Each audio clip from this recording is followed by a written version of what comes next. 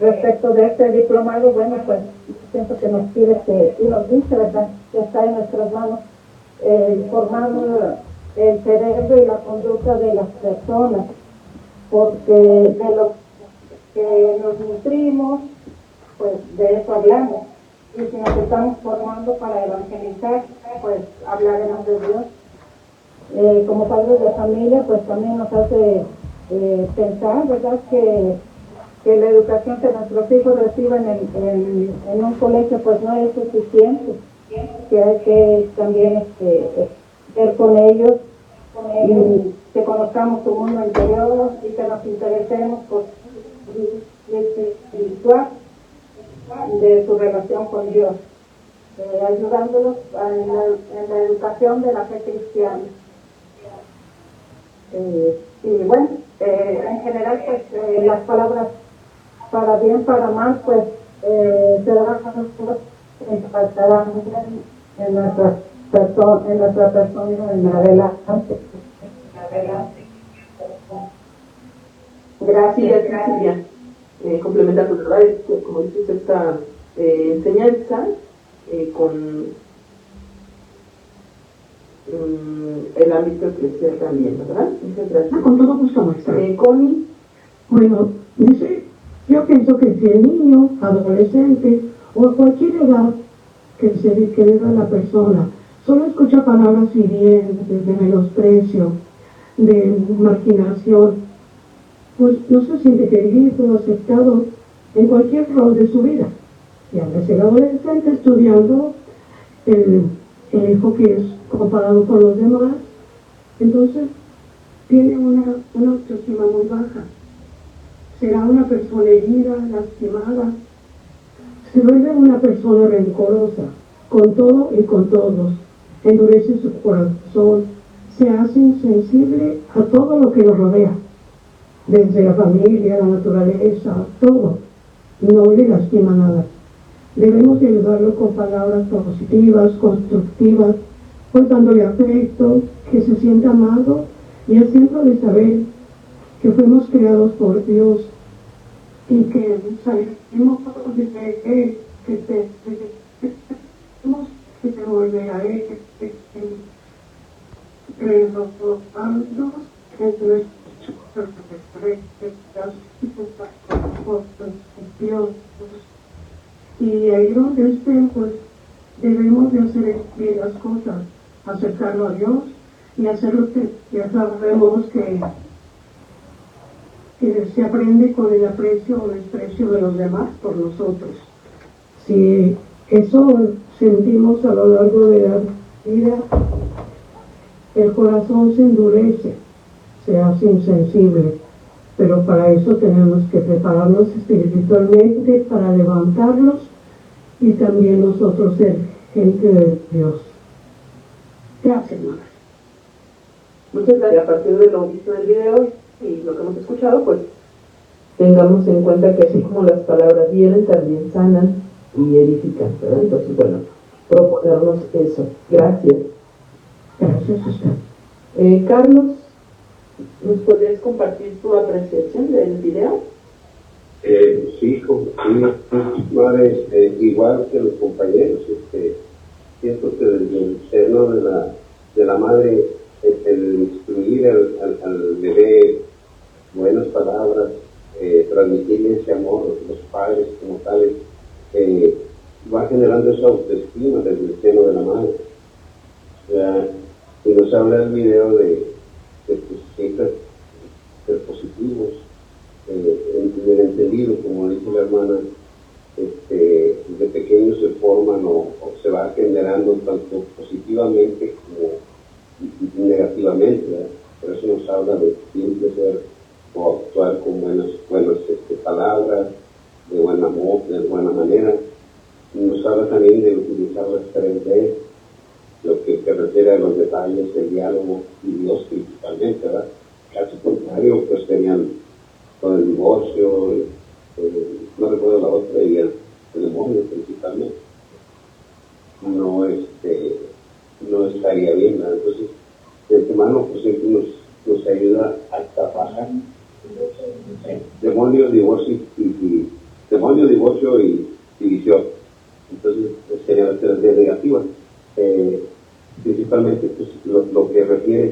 ejemplo positivo.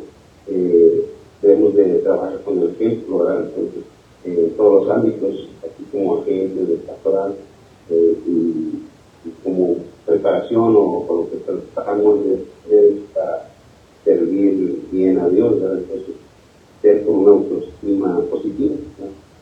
Es lo que pasa. Gracias, Carlos.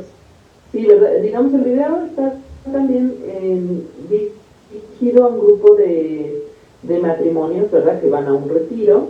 Entonces también da ese, digamos, como esa proyección de ayudar a las parejas pues a ser conscientes de su tarea de esposos y padres, pero pues obviamente en el transcurso nos va dando también pistas, ¿verdad? A todos. Pero sí, muy importante esto que comentas de las 3D, sean positivas, propositivas o las negativas, ¿verdad? Que también pudieran llegar a nuestra vida. Gracias, Carlos. Norma María, ¿nos podrías compartir tu apreciación?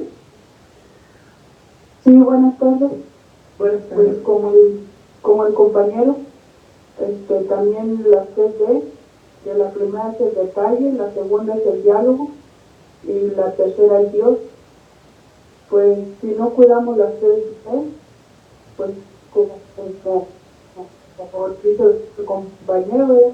Como es, y se forma lo que es el demonio, el divorcio y la división. También nos decía que también nos dice que cuando el hombre hace leyes lejos de Dios, pues somos un fracaso, ¿verdad? Como ahorita que si nosotros no ponemos atención a sus palabras de usted, a sus diálogos, pues nunca vamos a hacer nada. Y las palabras hieren, las cicatrices se quedan ahí, ¿verdad? Pero también dice que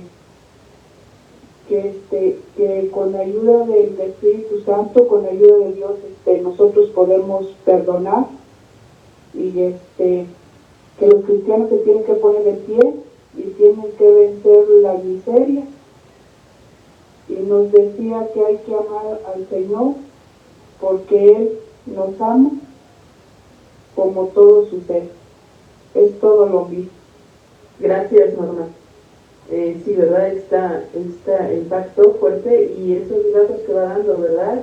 Desde su especialidad de las neurociencias, cómo va haciendo también estas alusiones al tema del desarrollo cerebral, ¿verdad? Cuando hay buenas palabras, cuando hay malas palabras, cómo eso impacta en nosotros en la manera más honda, ¿verdad? Incluso en nuestras conexiones neuronales.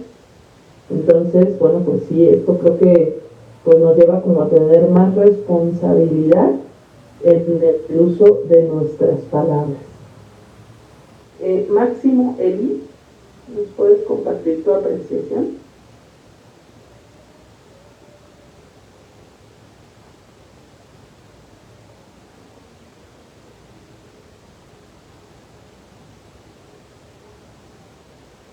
Máximo, estás por ahí, manifiéstate.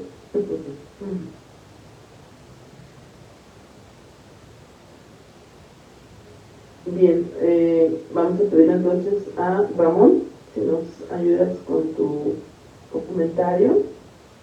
Mucho gusto.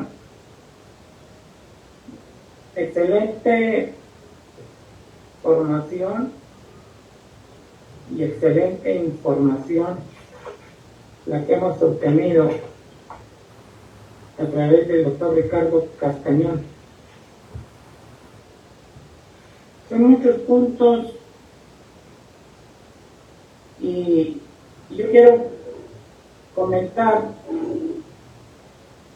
sobre lo que nos explica de cómo funciona el cerebro. Nos dice que el cerebro tiene función en base a las neuronas y estas neuronas generan chispas bioeléctricas Y esas chispas bioeléctricas son las reacciones a lo que nuestro cerebro recibe. Lo que nuestro cerebro recibe.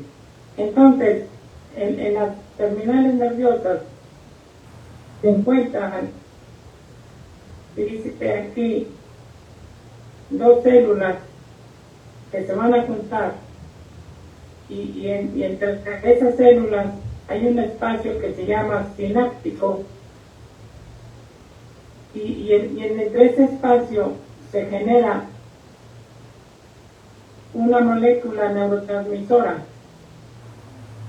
y esas moléculas neurotransmisoras son sustancias químicas y nos dice que las sustancias químicas, en este caso la dopamina y la serotonina, son sustancias que se generan cuando el cerebro recibe cosas buenas, o sea, palabras bonitas, palabras amables, estímulos de ejemplos buenos, relación y referencias a contextos agradables. Entonces, yo ahorita digo, ¿a cuánta gente nos falta dopamina y serotonina?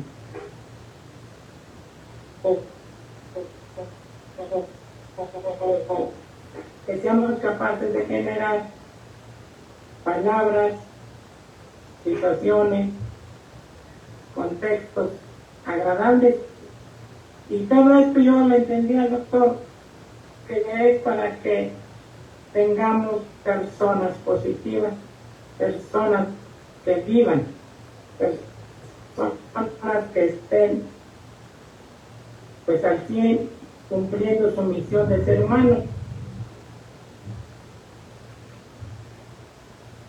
Y ya como católicos pues debemos de generar esta en nosotros y en quienes nos escuchen. Como católicos seamos promotores de la caridad, de la verdad, del servicio, del respeto. Todo lo que se dice y lo que decimos impacta en nuestro cerebro. ¿Y quién es el que nos ayuda a que esto se convierta en cosa buena? Pues las buenas situaciones, las buenas palabras, las buenas frases, los buenos contextos. Entonces, creo que quiere decir que hay que hablar y decir cosas buenas. Entonces, si es cierto, si hablamos mal, las personas que nos oyen, pues no van a crear esa situación, como dice aquí el doctor, esas transmisiones bioeléctricas que generen buenas conductas, sino que se van a generar malas conductas. Y tal vez por eso, a lo mejor hay frustrados, amargados, gente sin razón, gente con tendencias al suicidio, a la drogadicción, a no escuchar incluso a Dios y a su papá o a su mamá. Entonces, qué bueno que nosotros, como parte de un grupo o movimiento, estamos atentos a esta formación y a esta información, porque de esta forma vamos a entender a nuestro joven, a nuestro señor, a nuestra mamá, a nuestro papá, e incluso entre nosotros mismos, como dice el doctor, en casa. Entonces, pues, ahora así como puedo concluir, ser depósito de mucha serotonina y mucha dopamina. Gracias. Sí, Ramón, gracias. Pensaba, ¿verdad? Cuando veía el video, lo he visto varias veces, pero siempre pues uno aprende, ¿verdad? O reflexionar cosas nuevas.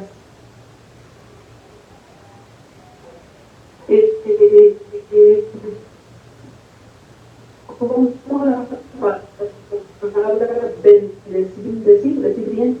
Bendicen o cuando nuestros hermanos nos daban la bendición o el Padre nos da la bendición, pues al final tiene que ver con eso, ¿verdad? Con que esa persona invoca un bien sobre ti. Y pues toda nuestra vida podría ser eso, ¿verdad? Una bendición, un bien decir para otro. Y saber que en esa palabra pues podemos estar generando para él, para ella, fortaleza emocional, psíquica, y obviamente todos estos temas que tienen que ver con pues con temas, digamos, de incluso anatomía, o sea, el cómo estamos constituidos, la fisiología, pues tiene grandes efectos, y cada uno de nuestros órganos tiene una función en nuestro desarrollo, ¿verdad?, humano, que tiende obviamente a lo trascendente. El Señor nos ha dado, pues ha puesto en su lugar cada cosa, ¿verdad?, en nuestro ser, en nuestra persona. Nos maravillamos al descubrir estas cosas, y también descubrimos entonces que todo está conectado, ¿verdad? Que este tema, por ejemplo, de las palabras, del cerebro, pues va a tener también un impacto en nuestra formación, en la formación de nuestra conciencia, de nuestra estima, y eso también va a determinar en algún punto, o puede hacerlo, nuestra felicidad, ¿verdad? Nuestro modo de abrirnos a los demás, nuestro modo de abrirnos a Dios. Entonces, bueno, ¿qué podríamos sacar de esto, verdad? Como concluyendo también este elemento de la transición del video, que hemos dicho también del inicio, el pueblo de Israel nos enseñó, y nosotros también comprendemos, que Dios es el Dios de la palabra, ¿sí? El Dios de la palabra, y esa capacidad de, y Dios dijo y así fue, nos la otorgó también a nosotros. Es decir, también nosotros con nuestras palabras impactamos. La palabra de Dios obviamente es infinita y todopoderosa, ¿verdad? Y Dios dijo, haya luz, y hubo luz. Pero esta capacidad, digamos, esta capacidad de la palabra, nos la ha brindado también a nosotros, a otro nivel, por supuesto. Nosotros participamos de esta gracia, de la comunicación, de la palabra. Entonces, darnos cuenta que nuestras palabras también tienen una capacidad creadora, ¿sí? Una capacidad creadora, o también, como hemos visto, una capacidad destructora. Entonces, pues ser más cautos o ser más conscientes, ¿verdad?, del uso de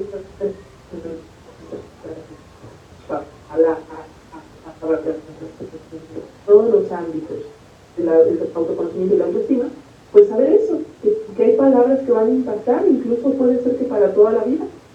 Entonces, cuidar, ¿verdad?, el modo en que nos dirigimos a los otros, y más aún, como han subrayado varios de ustedes, en el servicio en el que estamos, yo creo que se esperaría que nuestras palabras fueran más edificantes, que construyan y no que destruyan, en todos los ámbitos, ¿verdad? Y también me ponía a pensar cómo Jesucristo fue uno de los grandes, es la palabra, obviamente la palabra de Dios, pero también uno de los grandes maestros del bien decir. Es decir, la persona que se acercaba a él encontraba palabras sanadoras, palabras edificantes, palabras reconstructoras. ¿Qué decir, no? Juan 4, la mujer samaritana, o sea, la mujer se sintió descubierta totalmente por las palabras del Señor, pero eso la posicionó de tal forma que lo descubrió como un profeta y le abrió su corazón, ¿no?, para ser sanado. Y así tantas veces que nació de oración. Y pensaba, en relación con este tema del video, ¿de quién aprendería esas primeras palabras amables? ¿Quién digamos, fortalece? Yo,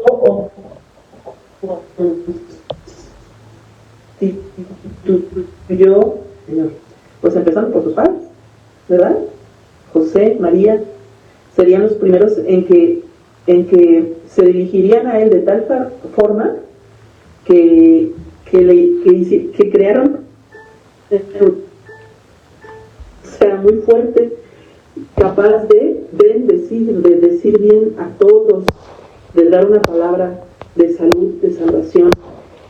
Obviamente también, pues, su Padre Dios le revelaba y el Espíritu Santo inspiraba, la verdad, pero hemos dicho, esta humanidad de Jesús es real, la kenosis, el abajamiento, la humanidad de Jesús es tan real, también Él vivió ese desarrollo humano. Y yo creo que podría ser para nosotros también un muy buen modelo, sea su persona como la persona de sus padres. ¿Cómo impactaron las palabras de María y de José en Jesús, que lo hicieron un hombre fuerte emocionalmente, sano psíquicamente y capaz de ayudar a muchos contra esta sagrada familia del decir bien, del utilizar nuestras palabras adecuadamente? ¿Sí, Taide? Hermana, sí, y yo estoy de acuerdo con todo esto, y también quiero, haciendo como reflexión, yo también pensaba a veces qué difícil para los que somos papás, y los que estoy pensando en Jesús y en José y en María, porque a veces nos toca reprender, y a veces no, pues no le va a decir uno mi alma al chiquillo cuando, ¿verdad? Entonces es difícil. Estoy pensando también en Jesús, que es el maestro, y decía, bueno, el Señor también cuando se dijo a los fariseos y doctores de la ley, doctores de la ley, que les dice, raza de víboras, ¿no? Sepulcros blanqueados, y no les dijo, ay, raza de víboras, sepulcros blanqueados, pues no, o sea, les dijo con la autoridad con la que debía para poderlos formar, o sea, para poderlos como reprender y decirles que están marchando. Y siento que en eso, hermana, a veces, híjole, ahí es lo difícil, porque hay que equilibrar. O sea, yo pensando en los hijos, ¿no? O sea, sí, pero los hijos, y cuando son adolescentes y que andan ahí, no, hermana, o sea, sí, de verdad es un reto muy fuerte, de verdad, eso de ser cristiano, ¿verdad? Porque tenemos que equilibrar en todos los sentidos y cuesta, sí tenemos que estar muy inconsciente, cómo le hago, cómo le digo, a veces ya sin querer. Entonces, sí, eso sí, he aprendido muchas cosas, por ejemplo, hablando del cerebro reptiliano, de la amígdala, ok, entonces mi amígdala, o sea, que es intuitiva, pero no alcanza a ver, no es inteligente, ok, a mí se me ha dado mucha luz, pero sí creo que sí tenemos que tener en cuenta eso también, porque a veces no con todos vamos a tener una palabra dulce, amable, a veces nos va a tocar equilibrar o armonizar o buscar la mejor forma en la de decir la cosa sin que resulte tan herido, pero bueno. Sí, gracias. Sí, yo creo que de fondo tiene que haber siempre una buena intencionalidad, ¿verdad? Yo creo que esto es, digamos, el principal motor de la palabra, o sea, qué intención tenemos con la palabra que vamos a dirigir. Y pensaba también, por ejemplo, cuando Jesús se pierde y que María pues lo reprende de algún modo, ¿verdad? Le dice, ¿por qué nos has hecho esto? ¿No sabes que estábamos preocupados por ti? Y pues también obviamente ellos como papás conocían los libros sapienciales, y en los libros sapienciales del Antiguo Testamento mucho se habla de eso, que el buen padre, la buena madre, sobre todo el padre, porque era, digamos, el encargado de la educación más formal para los hijos, debía reprender. O sea, dice, el padre que ama reprende, ¿no? O sea, es como decir, también es parte de la vida, y seguramente José y María pues también lo harían, ¿verdad? Ahí tenemos un pequeño ejemplo, cuando Jesús se pierde, pero seguramente no sería el único momento.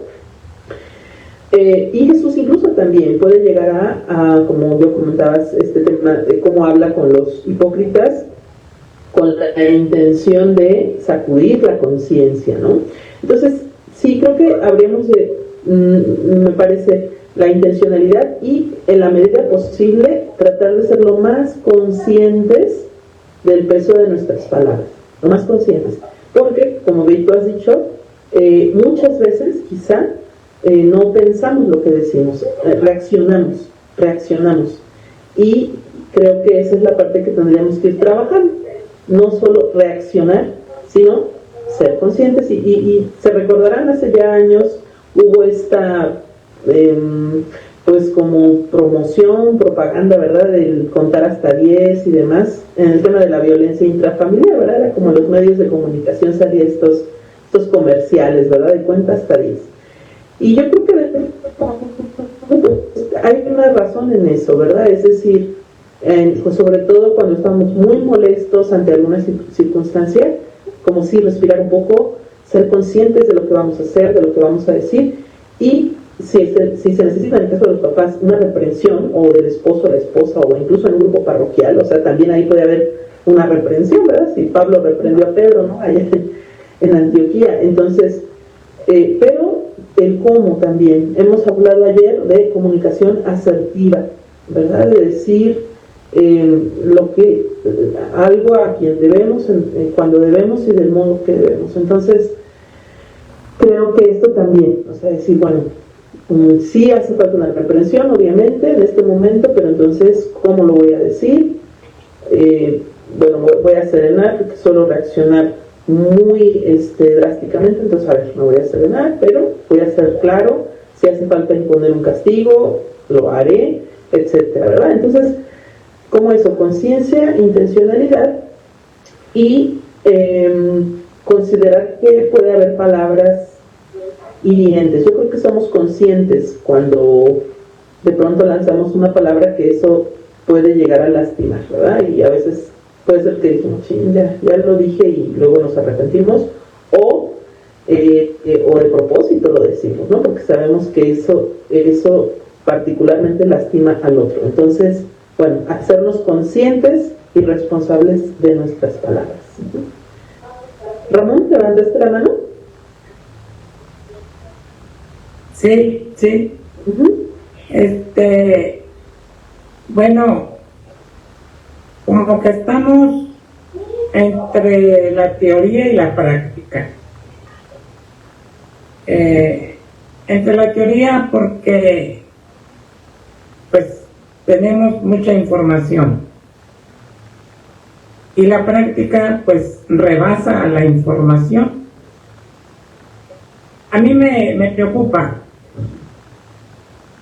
que en ciertos momentos o en ciertas circunstancias o en determinadas áreas se nos limita o se está limitando a hacer llamadas de atención y se nos limitan el hacer las llamadas de atención porque precisamente hay quienes están cuidando que la persona a la que se corrige no se traume, no se amargue, no se deprima. Y esas llamadas de atención o esas correcciones son hasta tomadas como factores, pues, hasta de una demanda ante un juzgado o ante una determinada autoridad civil. ¿Por qué?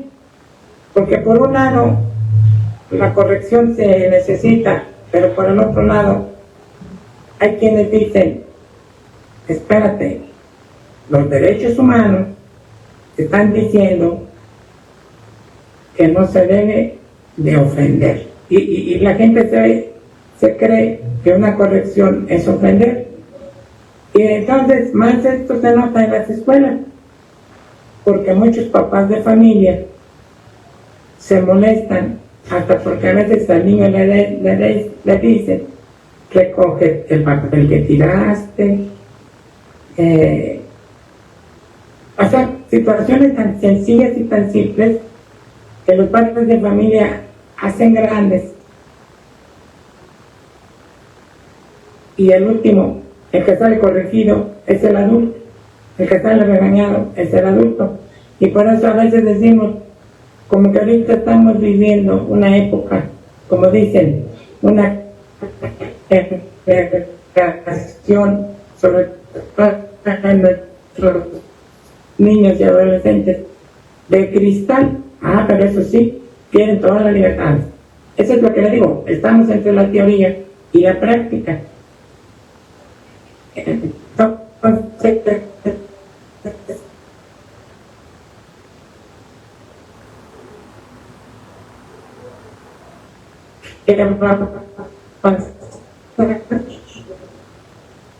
no surge de la generación espontánea, ¿verdad? Tiene que ver con la educación que han recibido, la formación que han recibido, no solo de casa, también de los medios de comunicación, sobre todo, ¿verdad?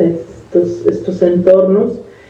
Y me parece que ya en la casuística, es decir, ya en los casos concretos de la aplicación, pues hay que pedir mucho al Espíritu Santo, ¿verdad? Porque pues, a nosotros nos queda la teoría que hay que ser conscientes de nuestras palabras, hay que evitar ofender con nuestras palabras, hay que buscar una comunicación asertiva y, podríamos decir, en un entorno amable en general, y que, pues, si alguien evidentemente está cometiendo un error, pues sabremos también es un acto de caridad el decir la verdad. Pero sí, bien dices tú, yo tengo una hermana que es maestra en secundaria y sí, dice, cada vez nos atan más, hermanos, porque ya no puedes decir casi nada, ¿no? O poco. Pero, por ejemplo, ella me dice, yo pues intento dialogar con los alumnos difíciles. Dice, porque sé que detrás de ese alumno está muy probablemente una familia disfuncional. Es muy seguro que un alumno que es inquieto, grosero. Entonces dice, ¿qué hago? Pues generalmente empiezo o tiendo o quiero establecer un punto de comunicación con ese alumno, entonces dice, sí, yo ya no puedo, y aunque quisiera a veces no puedo como regañar o decir así tan directo.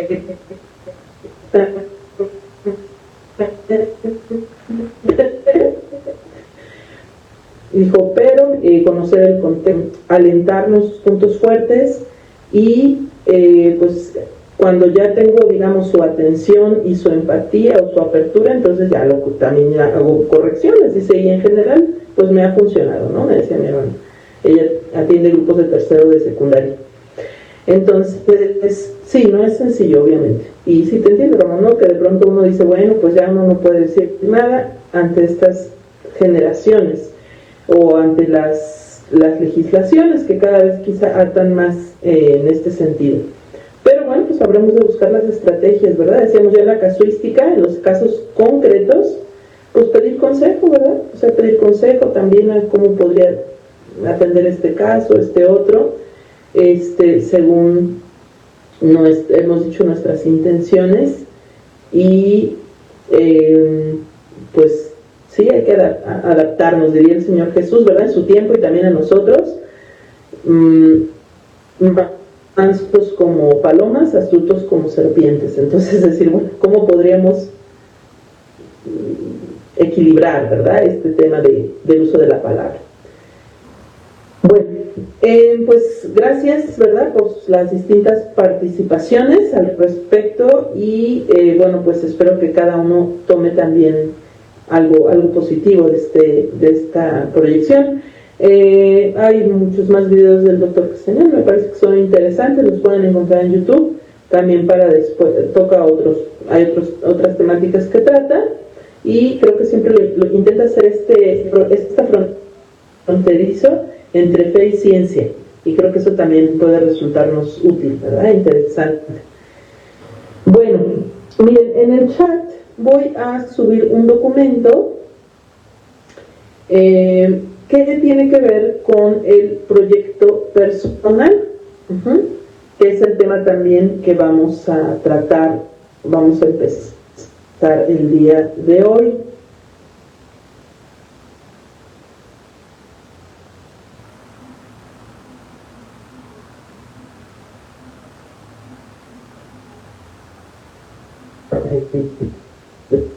Estoy cargando ahora, siguiendo, pero también bueno, para que lo puedan tener ahí en sus dispositivos, ¿verdad? Su celular o en su computadora.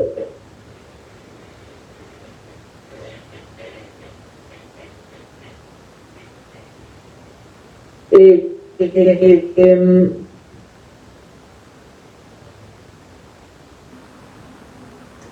¿Por qué? Porque la intención, ¿verdad?, decíamos, de este proceso de autoconocimiento, por un lado, pues ya el saber que construir fortalezas, debilidades, conocernos, quién soy.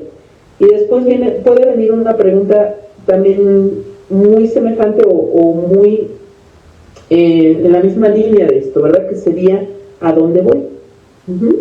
Son de las preguntas como existenciales más comunes, ¿verdad? ¿Quién soy? ¿A dónde voy?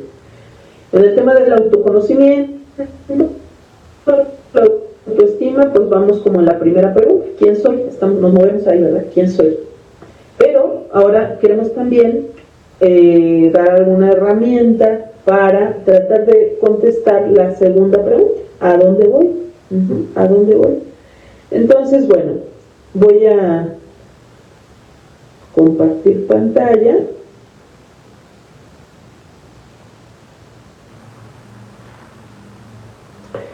Y este es el documento que les he facilitado, ¿verdad? Se llama el Proyecto Personal de Vida. Proyecto Personal de Vida.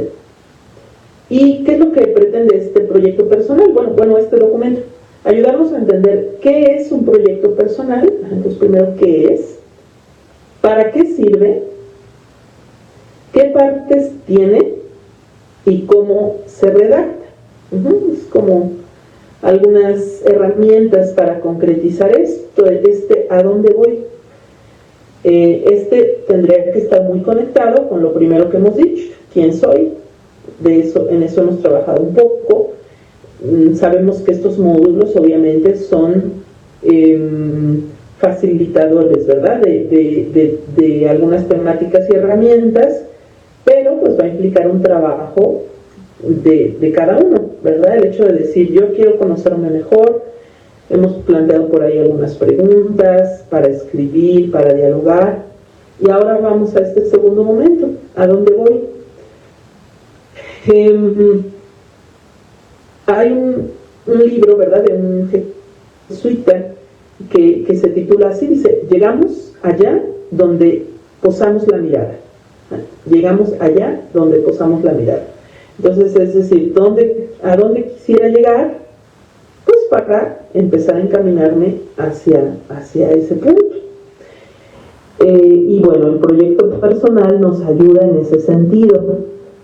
El proyecto personal es, como su nombre lo dice, una proyección, es un punto al que deseamos llegar, y teniendo cierta claridad en este punto al que deseamos llegar, pues también cómo lo haremos, cómo intentaremos llegar a ese punto. Entonces, bueno, iremos viendo en este documento estas partes: qué es un proyecto personal de vida, para qué nos sirve, qué partes tiene y cómo se redacta.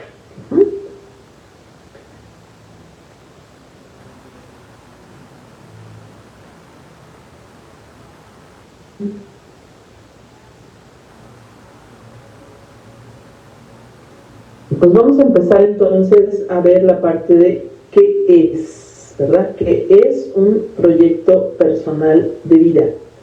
Esmeralda, ¿nos podrías ayudar a leer los dos primeros párrafos? Sí, claro. El proyecto personal de vida es un instrumento útil para el acompañamiento y discernimiento vocacional. Su valor más importante es que hace a la persona central, verdadero sujeto de su proceso existencial y vocacional. Ayuda a que los datos útiles para el discernimiento sean más conocidos por la persona acompañada y debidamente contrastados con el orientador y en la vida fraterna. La definición del proyecto se puede hacer en creciente especificidad. La palabra proyecto viene del término latino pro y de pro y sere, estar lanzado hacia adelante. Es la decisión de perfilar un modelo para el futuro. Supone, además de este modelo, los medios prácticos para alcanzarlo. Hay muy diversos ejemplos. Tenemos el proyecto de riego de una parcela. No solo ve el objetivo, considera los medios para el abastecimiento y la distribución del agua. Tiene en cuenta las diversas estaciones del año. Prevé las diferentes especies que se pueden sembrar. Considera las posibilidades reales de los trabajadores. Contempla en todo ello la economía. Lo que define al proyecto es este carácter englobante de una realidad. Gracias, Ernesto. Entonces, dice, el proyecto personal de vida es un instrumento, ¿verdad? Es un instrumento, no es algo que nos va a determinar. No podríamos englobarlo en una coordenada de éxito o fracaso, ¿no? Sino es algo que pretende ayudar, un instrumento útil, dice, para el acompañamiento y discernimiento vocacional. Y si bien el tema del proyecto de vida suele ser un tema que se maneja mucho en seminarios, en escuelas medio superior, ¿verdad? Donde a ver qué quisiera hacer, qué te gustaría, en procesos de acompañamiento de vida religiosa, etc. Tendremos que empezar también a descubrir que nuestra vida toda, la vida cristiana, es siempre una vida vocacionada, siempre, ¿sí? Es decir, la palabra vocación viene del latín vocare, que significa llamar. Entonces, cuando decimos tenemos vocación, a veces lo relacionamos de inmediato con vocación al sacerdocio, vocación a la vida religiosa, pero en realidad todos nosotros, todo ser humano es un ser vocacional, es decir, llamado a. Y aquí recuerdo, por ejemplo, lo que nos dice Jeremías, ¿verdad? Respecto a su propia llamada al servicio. Cuando está dialogando con Dios, le dice el Señor, yo te conocía desde el seno materno. O sea, de alguna manera había ya algo que, y esto también se señala, ¿verdad?, en otros salmos. Entonces Dios nos conoce, tiene un proyecto para nosotros. Obviamente no estamos determinados, porque nosotros tenemos libertad, entonces podremos de alguna manera responder o no a un cierto proyecto, pero de entrada hemos de decir que todos somos seres vocacionados. Más aún, el creyente, el cristiano, así ha de comprenderse como un ser llamado por Dios para, ¿sí?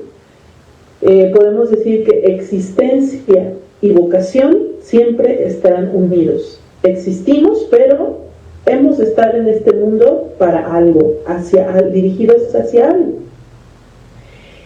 Y bueno, yo creo que a estas alturas la mayoría hemos encontrado, digámoslo así, nuestra vocación, nuestra primera vocación, sea una vocación al matrimonio, sea una vocación al sacerdocio, una vocación a la vida consagrada, una vocación a vivir en pro de los demás, por ejemplo, en una vida de soltería, ¿no? Entonces, bueno, tendríamos que tener esta ya pues encuadrada, que la mayoría de nosotros tenemos esa llamada primero. Pero dentro de esa llamada puede haber también otras llamadas de Dios para nosotros, que tienen que ver con, hemos dicho en estos días, nuestras habilidades, nuestras competencias, nuestros gustos.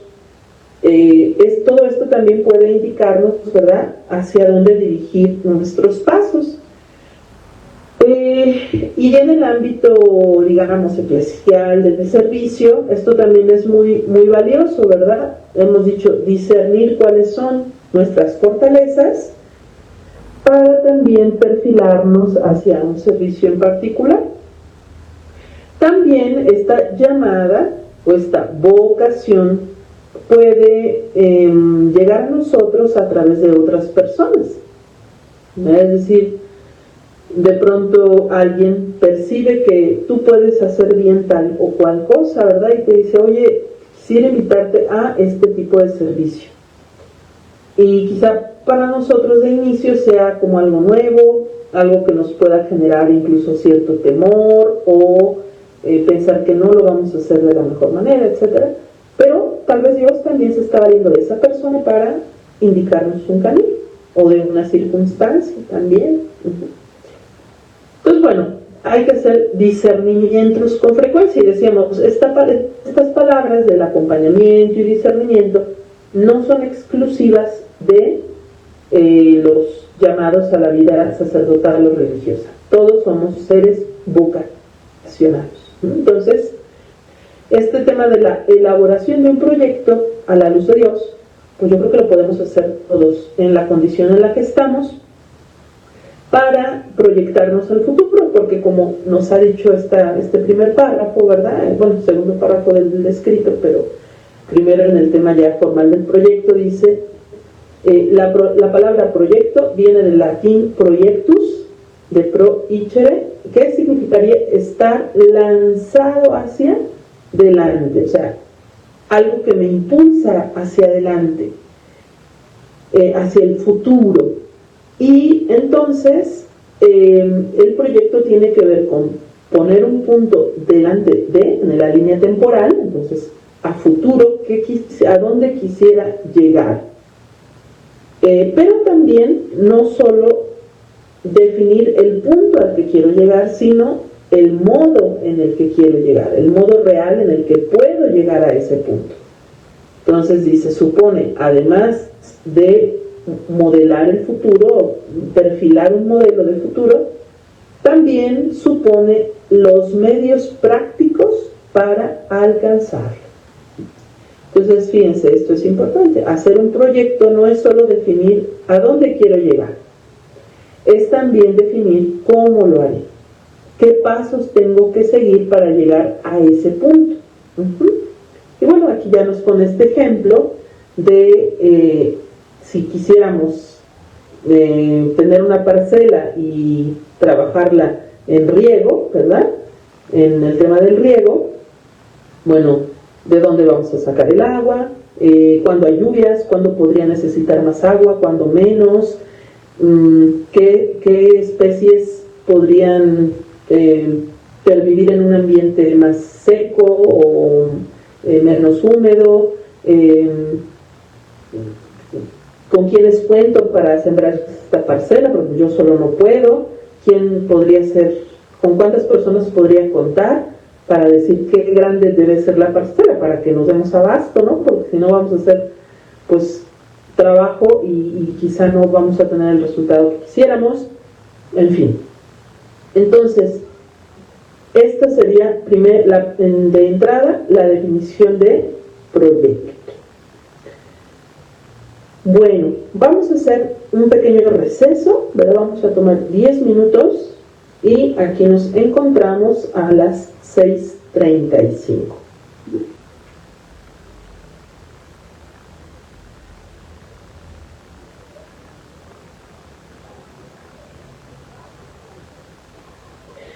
Bien, vamos a continuar entonces con este tema del proyecto.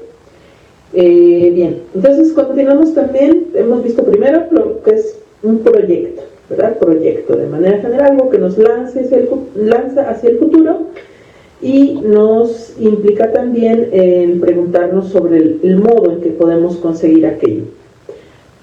Bien, ahora, ¿cómo definimos proyecto personal, ¿verdad? Proyecto personal. Emma, ¿nos podrías ayudar a leer, por favor? Sí, buenas tardes. Proyecto personal. La acción de proyectar se refiere a una persona. Aquí lo más importante es que se cuente con todo lo que la persona es, en concreto con las dimensiones de su personalidad. Por ejemplo, un proyecto personal para jóvenes de secundaria debe incluir diversas dimensiones: personal, comunitaria, intelectual, de servicio espiritual Ha de prever plazos para su elaboración y revisión. Debe facilitar que un adolescente aprenda a proyectarlo. Cuenta con un orientador con quien el joven reporta el proyecto y recibe sugerencias. Promueve una instancia grupal en la que pueda compartirlo. No hablamos necesariamente de un proyecto cristiano. Gracias, Emma. Perdón, madre, pero hoy está muy bien porque tengo aquí a mi sobrina que me está acompañando, de secundaria también, y por eso aquí la tengo. Ah, muy bien. ¿Cómo se llama, Emma? Ella se llama Isabel. Así se Hola, Isabela, ¿cómo estás? La verdad, como buena adolescente. Ahorita estaba muy atento a su gusto, pero ya le dio pánico escénico que ya para desviar.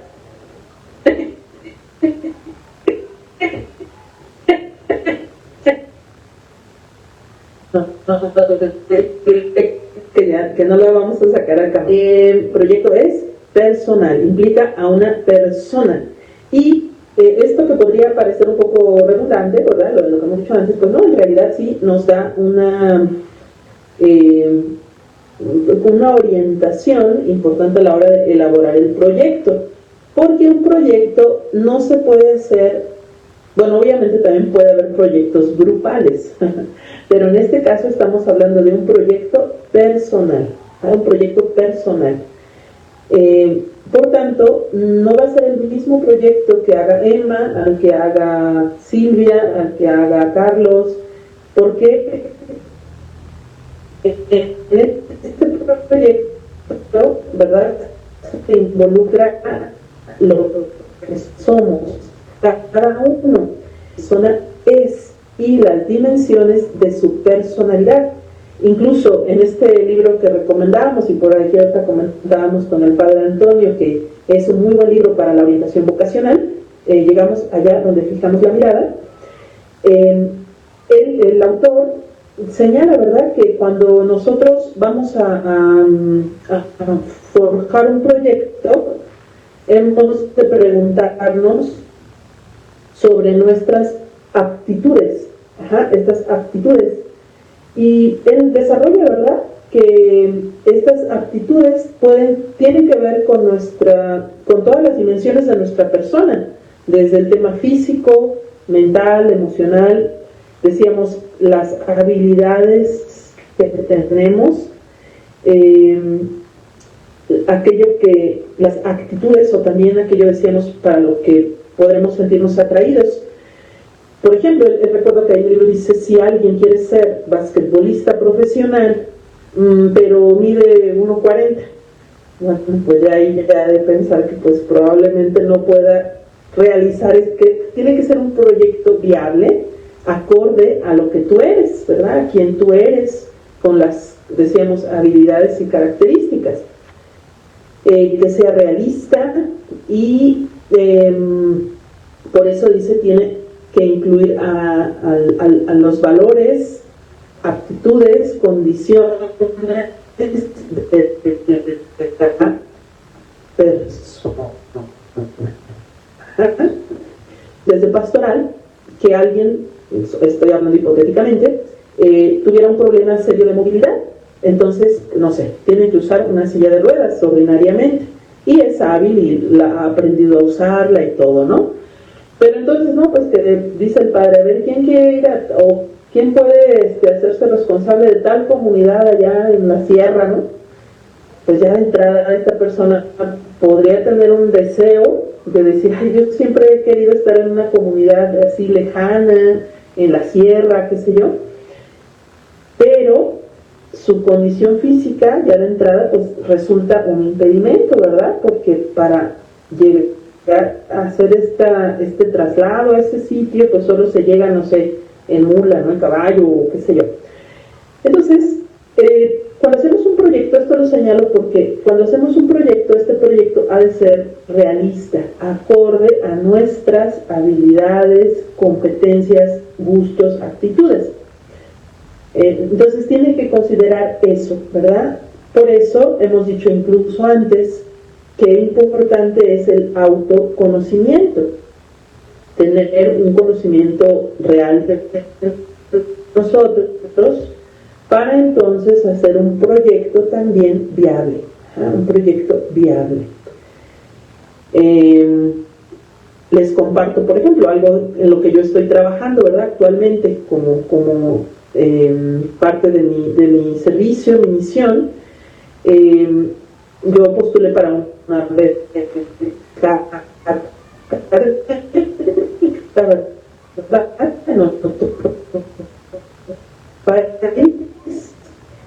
y me dijeron, nos gusta el perfil, pero y entonces me dijeron, esta beca que te podemos ofrecer no incluye el idioma. Hay otras becas que sí, que te dan los estudios y te dan un año pagado en un lugar para que estudies el idioma. Y entonces, híjole, pues yo dije, bueno, eso sería por tu cuenta. Si tú vences ese tema, pues ya, si lo logras, ya esa beca es más posible, ¿no? Está más en tus posibilidades. Pero pues ya, yo estoy ahorita sopesando y valorando mis opciones reales, y por ahí yo tenía una persona que podía apoyarme, por ejemplo, en esto, ¿verdad? Para hacer una estancia ya de unos 3 meses, para forzar el cerebro, ¿verdad? Siempre el tema de los idiomas tiene uno que hacer pues estar en un sitio que te lo exija. Pero por X o Y circunstancias, ¿verdad? Pues no se pudo, ¿verdad? No se pudo hacer esta estancia por muchas circunstancias, digamos, ajenas. Y después resulta que aquí en la universidad, donde yo de ordinario también trabajo, hay también una ocasión de beca, así ya de aquí y ahora, ¿verdad? O sea, ya. Y otras circunstancias que pues no voy a contar para no hacerlo el cuento largo, pero que yo puedo discernir ante esto, que esto es no solo asequible, está aquí en este momento ya como una posibilidad real, y donde va a haber otras muchas ventajas sumadas a la beca de estudio, como estabilidad también de tipo profesional. Entonces, yo estaba en esta tarea, por ejemplo, de decir qué hago aquí, acá, le apuesto por un año de idioma y a ver qué hago. Y en una conversación, fíjense, hablando de estas circunstancias que pueden ayudarnos a discernir nuestro proyecto, con una que un doctorado de física y que no es muy acercada a la ley nacional, y estábamos conversando y me dice, oye, pero sí te convendrá hacer un doctorado fuera, o sea, en otro país. Dice, ¿por qué mucho tiempo? Dice, yo no sé en tu área, dice, yo no sé allá en tus rollos, dice, pero aquí en este ámbito, si tú te das mucho tiempo y pierdes los contactos con los investigadores aquí en México, cuando eso, dice, yo lo he visto muchas veces, cuando tú vuelves, pues no encuentras ya lugares, plazas. Entonces dices, pues sí, estás muy capacitado, pero no hay donde puedas ejercer tu tarea, tu preparación. Dice, incluso en este ámbito nuestro, la tecnología que pudieras haber usado en otro sitio, aquí no la hay. Entonces, no, pues como que cuando yo estaba en esa decisión de qué hago, surge esta charla. Entonces, como mujer de fe, yo digo, a ver, Señor, tú me estarás hablando también en esto, o sea, en esta circunstancia, en esta voz. Y ya después, hablando con otra persona, otro profesor, me decía, pues no renuncies a un estudio de fuera. Puede ser distinto, quizá un postdoctorado, o puede ser una estancia más corta en el proceso de la investigación. Entonces, como que de pronto, todo, o sea, tenemos que planear desde lo real. O sea, lo ideal está bien padre, ¿no? Todo lo que uno quisiera hacer. Pero de pronto es a ver, ¿con cuáles son mis recursos? ¿Cuáles son las voces que de pronto me empiezan a marcar una pauta, las circunstancias? Como dice aquí, ¿verdad? Prever plazos, o sea, ¿qué es real? Y creo que esto al final resulta saludable, ¿verdad? O sea, tener en cuenta todas las aristas y trabajar desde lo real, desde lo que somos, desde lo que tenemos, desde nuestras circunstancias concretas. Bien, ahora vamos un paso más. Un proyecto personal, pero en este caso intentamos también que este proyecto personal sea también un proyecto de vida espiritual, es decir, donde se involucra en esta búsqueda del proyecto personal. Y bueno, para eso hablamos del proyecto de vida espiritual.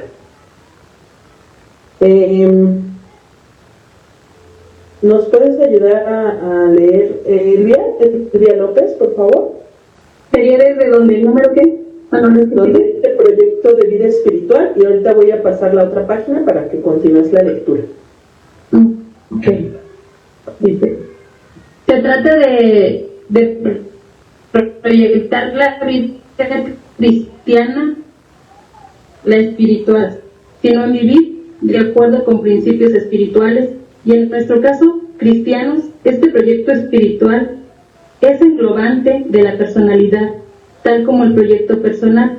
Por ello, incluye las dimensiones de la personalidad, pero tiene una característica peculiar: da a los valores revelados y a la experiencia de Dios un puesto central, de modo que además de señalar un modelo para el futuro de la persona, lo hace a la luz de la palabra y en un dinamismo de discernimiento espiritual.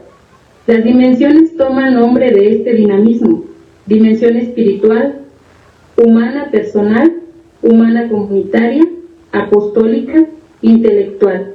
En el proyecto espiritual, lo más importante no es lo que la persona quiere conseguir, sino lo que Dios quiere. Por eso es básica su apertura